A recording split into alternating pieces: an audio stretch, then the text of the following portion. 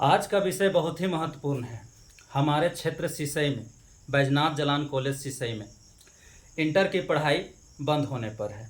मैं ये कहना चाहता हूँ कि इस बार इस सत्र से बोला गया है कि बीएन जलान कॉलेज सिसई में इंटर की एडमिशन नहीं होगी। तो जिसमें हमारे प्रखंड से जितने भी स्कूल हैं उनसे 2500 स्टूडेंट पास किए हैं।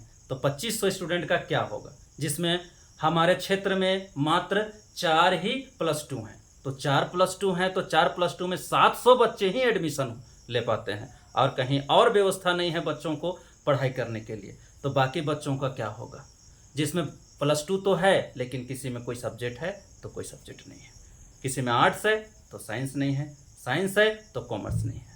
तो बाकी का क्या होगा। और हमारे क्षेत्र में कोई अमीर परिवार से नहीं आते हैं बच्चे, दूर दूर से आते हैं। 25 किलोमीटर से साइकिल चला करके लोग आते हैं स्कूल कॉलेज पढ़ने के लिए।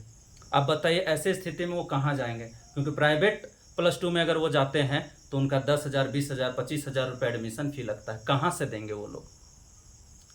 और हर बच्चा में टैलेंट है। जैसे कि इस बार ही आप देखिए हमारे सिसई से पंकज कुमार साहब, वो सिसई कॉलेज में साइंस पढ़ करके पूरे झारखंड में तीसरे स्थान पर हैं, 96% लाए हुए हैं। तो क्या है ये सब।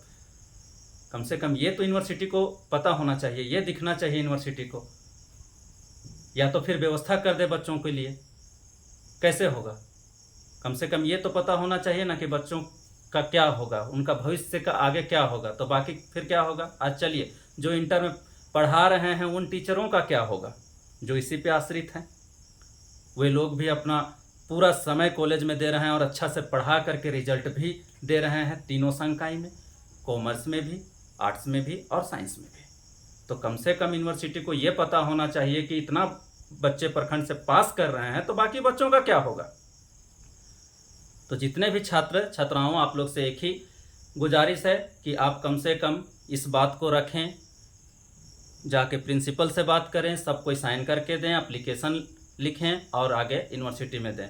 जिससे हमको आज ये भी पता चला है कि टीचर लोग पूरा कोशिश कर रहे हैं, हर एक मंत्री को चिट्ठी लिखा जा रहा है, यहाँ तक चंपई सोरेन को भी लिखा गया है, बहुत सारे लोगों को लिखा गया है। हम उनका नाम नहीं ले रहे हैं, बहुत सारा नाम है, ठीक है, लेकिन उन लोगों को कुछ समझ में नहीं आ रहा, वो लोग कुछ कर ही नहीं रहे हैं। तो हम लोग का सिसई क्षेत्र के बच्चों का क्या होगा, जिसमें से 1976 में 14 जुलाई 1976 में इस क्षेत्र में कॉलेज बना था, जो कार्तिक उरांव जी का देन है, जिसमें से 48 साल हो गए।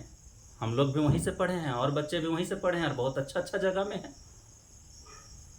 तो कम से कम ये यूनिवर्सिटी को दिखना चाहिए, या कम से कम इस सत्र में एडमिशन होना चाहिए बच्चों का। नहीं तो फिर क्या होगा बच्चों का।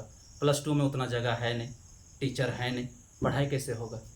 और सब बच्चे रांची गुमला जा नहीं सकते हैं।